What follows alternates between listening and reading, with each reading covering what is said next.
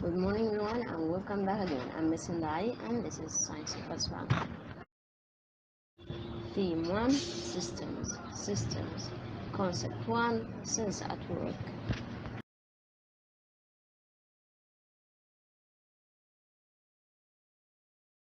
Today's lesson is about supersensory organs. Supersensory organs. Supersensory organs. Just think about it. Can a human see everything clearly inside a dark room? You can't. You can't see anything in the dark. How can eel see its prey in the dark and at night time?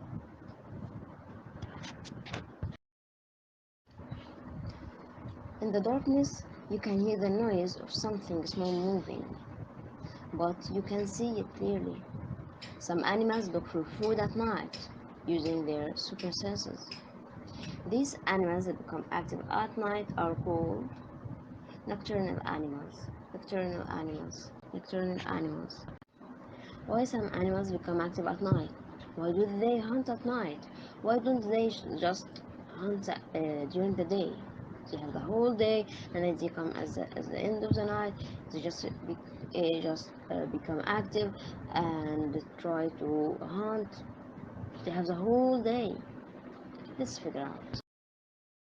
Why do animals become active at night? We have three reasons. The first one, in extremely hot regions, the best time to look for food is during night time because the weather becomes cold enough. 2. Some animals hunt at night because their prey are available only at night.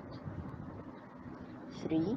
Some animals depend on total darkness to hide from their prey and surprise them.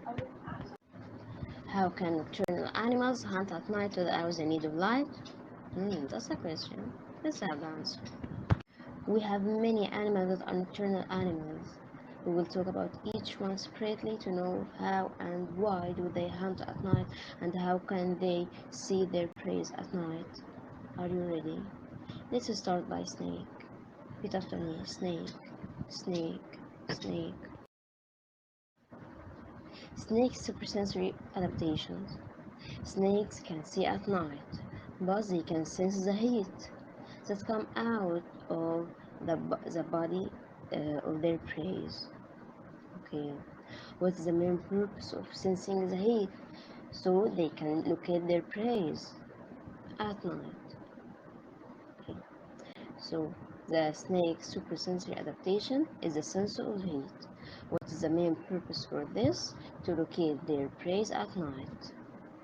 So they have sensing of heat to locate their prey at night. The next example is bats. Bats. Bats. Now let's talk about bat supersensory adaptations. Can you remember echolocation? Which animal can use echolocation? Yeah, dolphin. Bat can use echolocation as well. So bats can see very well at night in the dark, but they have the ability to use echolocation property, like dolphins. How do they use echolocation? They send sound waves, and then these sound waves hit the object, insect or anything, and then bounce back to the bat. So the bat can locate the place of the prey or the insects. So, what is the main purpose for bat to use echolocation to locate his prey and the other bodies? So, who can use echolocation? Bats and dolphins. Bats and dolphins. Now it's time to talk about owl. Owl. Owl supersensory adaptations. It has both extraordinary eyesight and hearing. The ball-shaped faces and feathers pick up the sounds, then direct these sounds into the owl's ears. So the ball-shaped faces and feathers pick up the sounds and then direct them to the owl's ears. Owls' large eyes allow them to detect tiny and faraway movements of their prey that hide in the grass or under the snow. Owls can rotate their heads in all directions so that they can search for prey everywhere. So they have multiple adaptations or many adaptations. Eyesight and hearing. Eyesight, like the bowl-shaped, or I'm sorry, hearing, like the bowl-shaped faces and feathers, pick up the sounds and then direct them to the ears. The owl's large eyes allow them to see the tiny and faraway movement in the grass or under the snow. Owls can rotate their faces or their heads in all directions, so they can search for prey anywhere. The purpose for all these adaptations is to detect the movement of and sounds of tiny prey. To detect the movements and sounds of tiny prey. Now let's talk a little about the nervous system. How do humans use their senses to gather information from the surrounding? How? Let's see.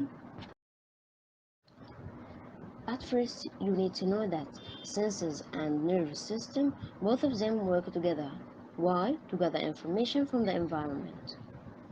And you need to know that all mammals have the same structure of nervous system. Human, elephant, dog, cat, any mammals have the same nervous system. The nervous system consists of brain, brain, brain, brain, spinal cord, spinal cord, spinal cord, nervous, nervous, nervous, nervous, brain, spinal cord, and nervous, brain, spinal cord, and nervous. Now let's talk about each component of the nervous system separately. Let's start by brain, brain, brain. The brain is the main control center of the body. The brain is the main control center of the body. Now let's move to the spinal cord. Now repeat after me. Spinal cord, spinal cord, spinal cord. Spinal cord carries messages from the brain to the body and from the body to the brain. So the spinal cord carries messages from the brain to the body and from the body to the brain. The last component of the nervous system is nerves, nerves, nerves. So we have brain, spinal cord, and then nerves. Nerves carry messages from the brain to the spinal cord and the other parts of the body, and as well from other parts of the body to the spinal cord and the brain.